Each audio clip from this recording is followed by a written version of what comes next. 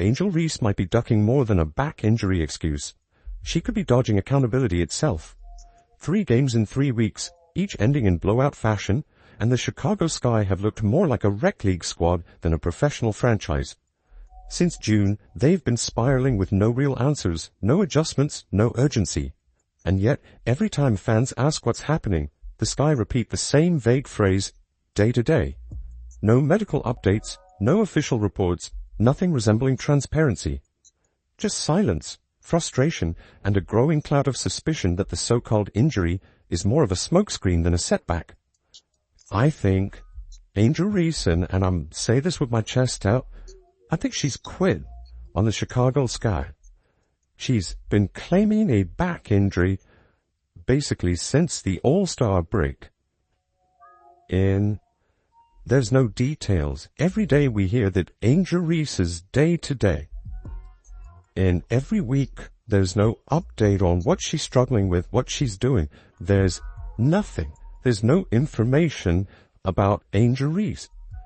I think she's quit on this season. Now fans aren't buying it. They're starting to whisper, no, shout, that Angel Reese might have flat out quit. And the doubts keep multiplying. If she's truly hurt, why is she skipping games but showing up online to market her new sneakers? How do you prioritize shoe launches and Instagram promotions over your own teammates, your city, and the loyal fans who've been begging for even a single reason to believe this season isn't already dead in the water? For someone who wants to be the face of the league, disappearing when your team needs you most isn't a great look. The entire situation screams inconsistency. Normally, when a pro athlete gets injured, the team goes public with the exact issue. You'll hear specific terms: ankle sprain, hamstring pull, concussion protocol. There's usually a timetable for recovery. A week, 2 weeks, maybe out until postseason. But with Angel Reese, nothing but the same 2 words over and over. Day to day. No breakdown, no clarity, not even a hint at what the supposed injury is. After almost a month of this song and dance, it's no wonder fans are openly questioning if she's even hurt at all, or if the Sky are just running interference to protect her image. Compare this to the Indiana Fever, where professionalism is the norm. If Caitlin Clark tweaks her knee or bangs her elbow, the team immediately tells the fans what's up, what body part, how severe it looks, and when she might return. That's transparency. That's respect for the fan base.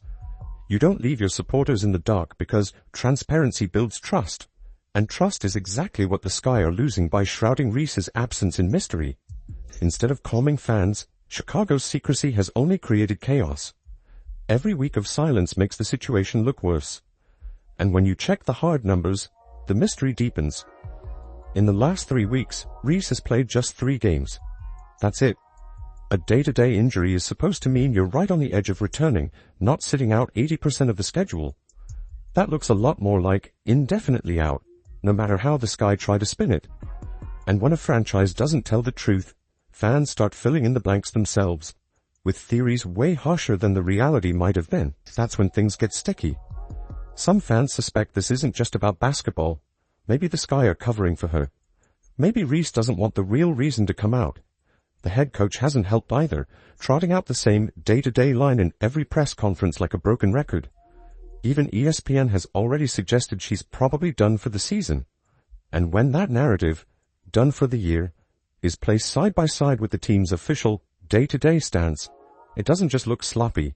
It looks like the Sky and Reese are trying to play games with their own supporters. Angel Reese declined to travel to Indianapolis, and her coach came out and said something about, she's just focused on her rehab right now, and, she's day to day. We've never had an explanation on what caused the back injury. What's a time frame for her recovery? It's similar to so-and-so's back injury. This is something she struggled with here or there.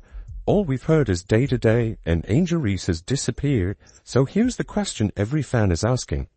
Is Angel Reese battling a serious injury, or is she just strategically unavailable? Because day to day is sounding less like a medical update and more like a polite way of saying don't expect her anytime soon. And the longer this drags out, the uglier it looks. Timing matters in sports, and right now, the timing makes it look like she's ducking responsibility. Think about it. Reese plays 3 games, all losses by an average of 18 points. Then suddenly, poof, she's gone. That's what people can't stop pointing out.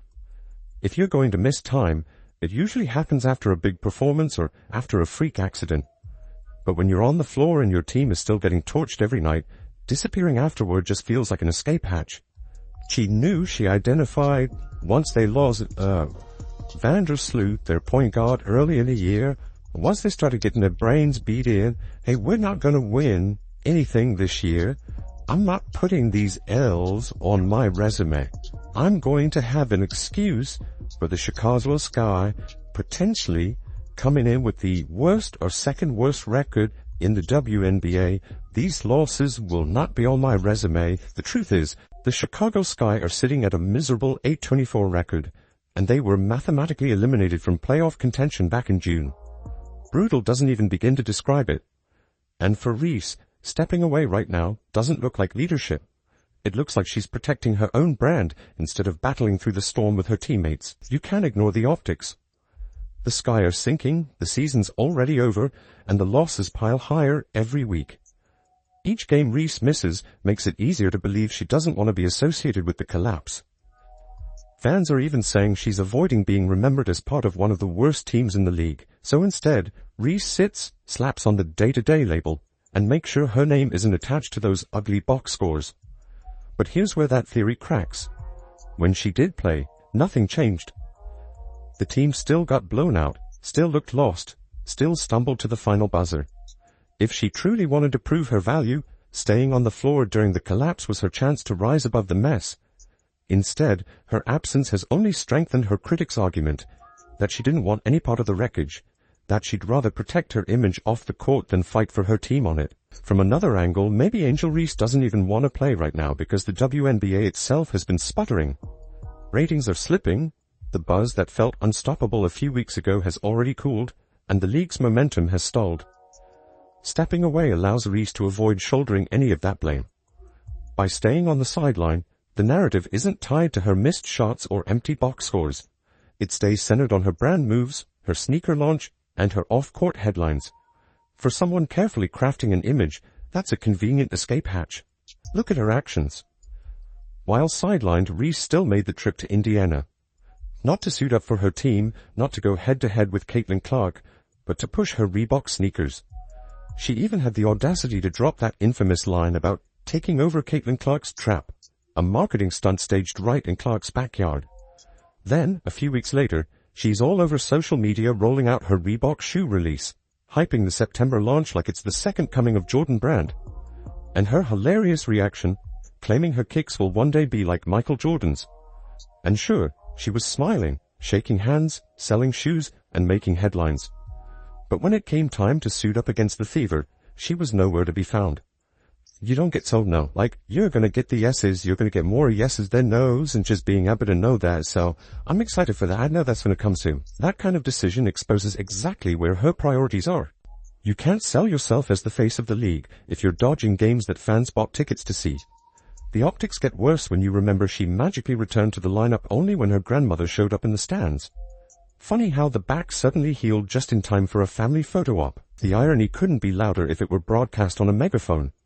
Reese shows up for sneaker launches, photo ops, and family appearances, but not for her struggling team fighting through a brutal season. That disconnect between branding moves and basketball effort is why fans keep circling back to the same conclusion. Angel Reese seems more committed to her image than to helping rescue the Chicago Sky. And when you stack that next to Caitlin Clark, the difference isn't subtle. It's glaring. 2 stars, 2 injury situations. But only one is handling it like a professional. That's the thing fans keep repeating when comparing Clark to Reese. Both are supposed to be the faces of the WNBA. Both have dealt with bumps and bruises. Yet the approaches couldn't be more opposite. Clark's team always provides updates. Fans know exactly what she's dealing with, how her recovery is going, and when she might be back. The transparency earns trust, even when the news isn't great. Reese, on the other hand, has been parked on the day-to-day list for weeks with zero explanation. One player makes herself available and accountable, the other vanishes into silence. What they do not understand is that coaches, and I know that the WNBA, in some regards, isn't a real sports league, and I don't know if they think like real coaches and real people in sports, but the number one ability is availability.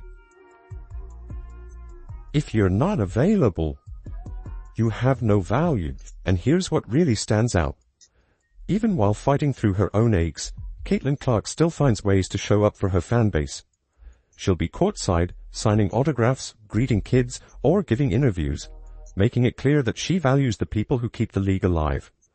Reese? Fans can't find her on the bench in the arena, or even sitting in the stands with teammates. The only time she turned up in Indiana was for a Reebok promo, not for a Sky vs. Fever game. That's the kind of thing that drives fans crazy. Meanwhile, the results speak volumes. The Fever and Sky have faced off multiple times this year, and Indiana has walked away with the win 4 times. That's not a rivalry, that's domination. And every time Reese is missing, it fuels the perception she's avoiding the head-to-head matchup with Caitlin Clark.